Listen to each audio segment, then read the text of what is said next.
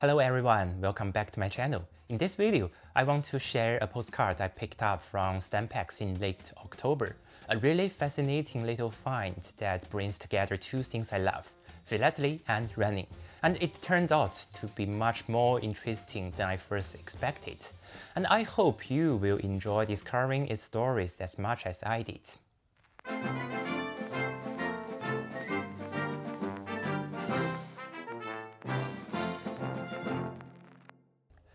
Those of you who know me will already be aware of how much I love running. You can see it in my logo, which is based on me running the London Marathon. So naturally, running and track and field athletics have become one of my main philatelic themes. Back to Stampex this year, I was at the post-crossing meetup, which I always enjoy, while my partner was rendering in the show. She once sent me a photo of a marathon-themed postcard. Immediately caught my attention, and after the meetup, I asked her to take me to the booth, and I paid £12 for this little postcard. I thought, why not? And if it turned out to be interesting, that's great. And if not, losing £12 is not a big deal. From the stamp on the postcard, I knew it was from former Czechoslovakia. And since I don't speak Czech or Slovak, the only thing I could understand at first was that it was sent on 28 October 1948, and it seemed to be connected to a marathon taking place on that day. And naturally, I was hoping it might have something to do with Emil Zatopek, the legendary Czech runner. If you're into running or Olympic history, his name will be familiar, and if not, he's absolutely someone worth reading about. But after a bit of initial research, I realized the postcard had nothing to do with Zatopek. He had won 2 medals at the 1948 London Olympics, but hadn't even begun running marathons that year. I wasn't disappointed, I simply kept digging into the story of this postcard. To understand the story better, I first looked at the stamp. It's a definitive stamp featuring the then president of Czechoslovakia, Klement Gottwald. And this stamp was issued on 28 October 1948, which means this postcard is actually a first day of issue atom. And 28 October 1918 was the day Czechoslovakia proclaimed its independence from Austro-Hungarian Empire. So, the stamp was released on the 30th anniversary of the country's founding. At that point, the only words I could recognize on the card were the date and marathon, which is obviously close to the English word marathon.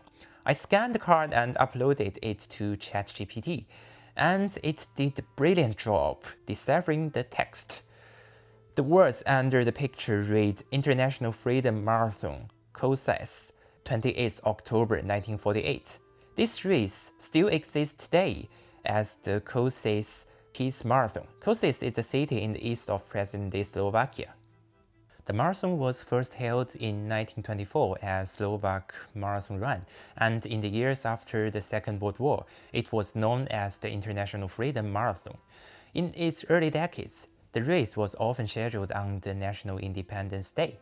The word dopisnica simply means postcard, and the postmark repeats the similar information. 18th International Freedom Marathon, Košice 1, 28 October 1948. And 1948 was actually the 25th year after the first edition, but due to cancellation and disruptions during the war, the 1948 race was officially counted as the 18th edition and the fourth one held after the war. The Košice Peace Marathon is the third oldest marathon in the world after Boston and Yonkers in the US, and the oldest in Europe. The handwriting wasn't difficult for AI to read either.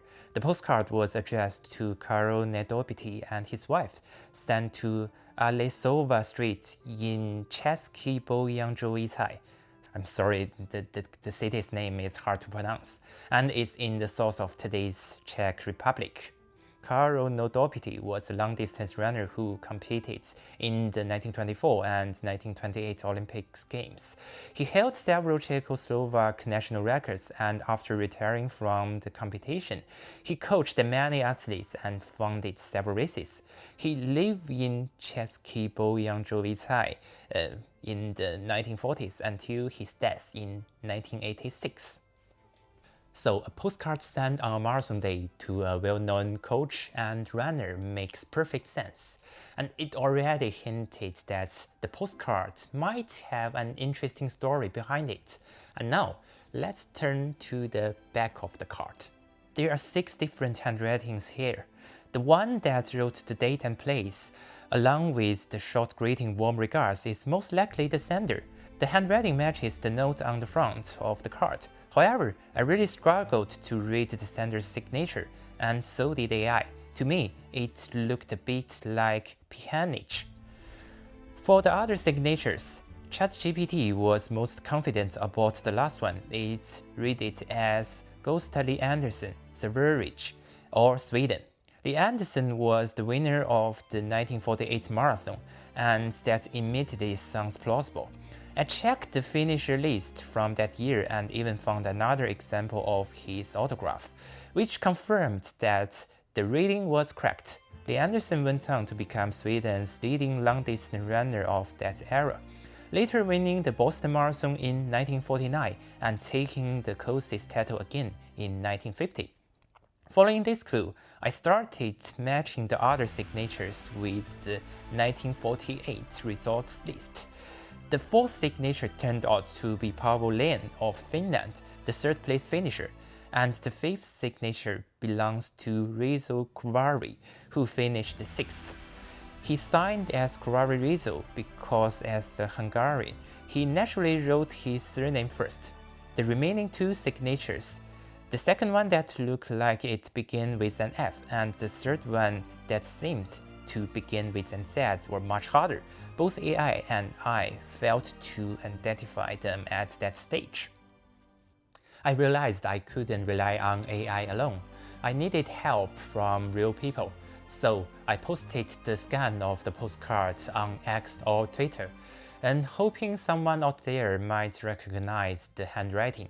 And I got a fantastic reply from someone named Evil Nick.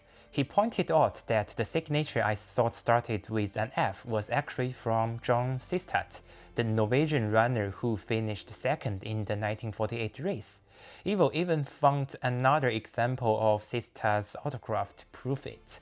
And once I compared them, it was obviously the signature clearly reads John Sistad's Norge, or Norway.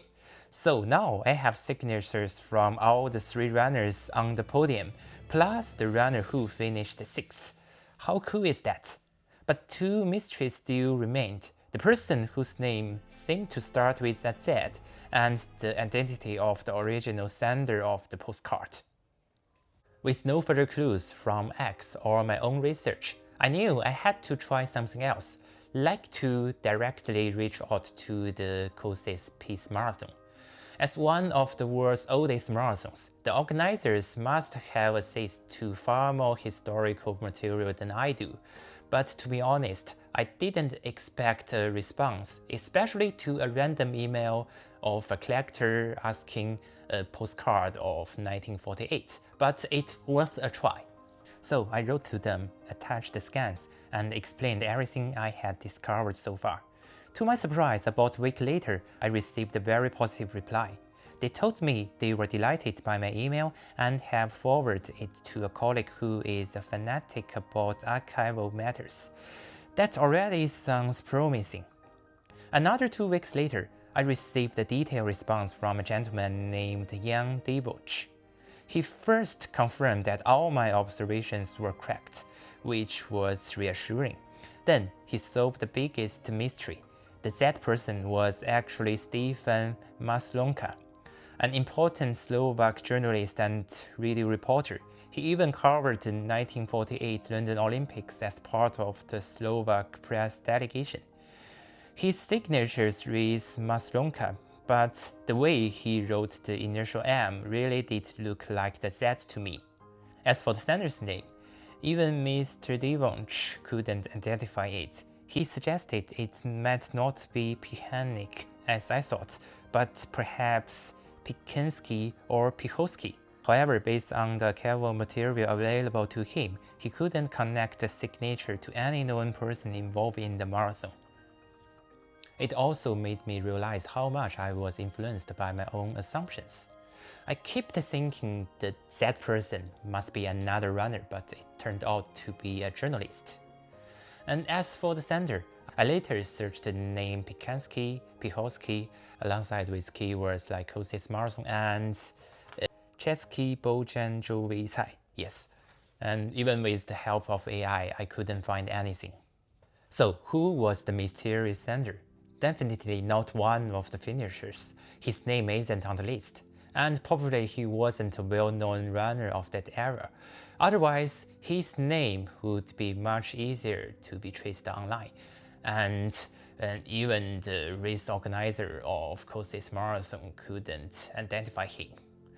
It's most likely that he was one of the volunteers or race organizers whose name was never formally recorded. And there is also a chance that he was a local journalist or someone involved in media, especially considering another journalist has signed on the card. What is clear that the sender knew Karol Nodopity personally. I'm incredibly grateful for the helps I received from the online philatelic community and from the race organizers themselves. At this point, I believe the chances of discovering the identity of the sender are very small. But if you happen to have some clues, please let me know in the comments or send me an email. Thank you so much. So, although the sender remains mystery, everything else about this postcard became clear. This is the first day of issue postcard, sent on day of marathon, sent by several top finishers and journalists, and addressed to a well-known runner and coach. Karol Nodopity passed away in 1986, and some of his belongings made their way to some dealers and collectors and finally ended up with me. And because of that, I've had the chance to uncover the stories behind this little card. I believe everyone connected to this postcard has now passed away. From the finisher list, the youngest identified runner was born in 1927, and if he were still alive today, he would be 97 or 98 years ago. Yet this small piece of card has bridged 77 years and connected me, and an event happened long before I was born. That to me is the romance of philately. Who knows, maybe 100 years later, long after I'm gone, someone might come across a postcard I sent or received and learn my life through it. Thanks to modern technology, even a nobody like me can leave behind traces, and hopefully my YouTube videos and social media posts will survive them. People may stop sending postcards and using postage stamps one day, but I believe the hobby of philately will never die, because we're not only collecting small pieces of papers, we are collecting stories, memories, and history. With all the stories behind it, I could probably sell this card for more than the £12 I paid, but for the foreseeable future, I will keep it in my collection. Before I finish, I would like to say a few words about AI. ChatGPT helped me a lot throughout this research. When the words and handwriting are clear and you just don't understand the language, AI does an excellent job. At least better than Google Translate in many cases. But when the handwritings are even difficult for humans to read, especially for native speakers, AI will struggle as well. For example, when I was trying to identify the Z person, and ChatGPT suggested many surnames start with Z. So we kept going further and further to the wrong direction. On the other hand, you can ask AI anything, but you should always double-check the answers with a reliable source. and because AI is not always correct. What it is really great at is to extract the key information from a long article or a document when you're too lazy to read through it. And ChatGPT is really good at proofreading. For example, I asked it to refine my script, this script, but I didn't just simply ask it to write script for me because I prefer to express things with my own words. Everyone should use AI to help with everyday life, work, and study, but don't rely on it entirely. In my last video of 2024, I said I hope to make more videos in 2025, and we are approaching the end of 2025. It's only my first video of the year. A lot has changed to me in this year, and family, work, and life in general. But don't worry about me, I'm doing really well, both mentally or physically. I just can't focus on philately the way I used to. And I still enjoy attending stamp shows and making extreme philately posts. And when I find something really interesting, I will share with you guys like this time. But making a video of more than 10 minutes is really time consuming. I'm not going to say I'm stopping this channel, but honestly, I don't know when the next video will be. And thank you so much for everyone made this far. You can still subscribe, and please don't expect regular updates. And you can follow me on the platforms like Instagram and Pixpost. And well done, Graham and Laura. I love the app. I'm more active over there. Thank you for watching. See you soon.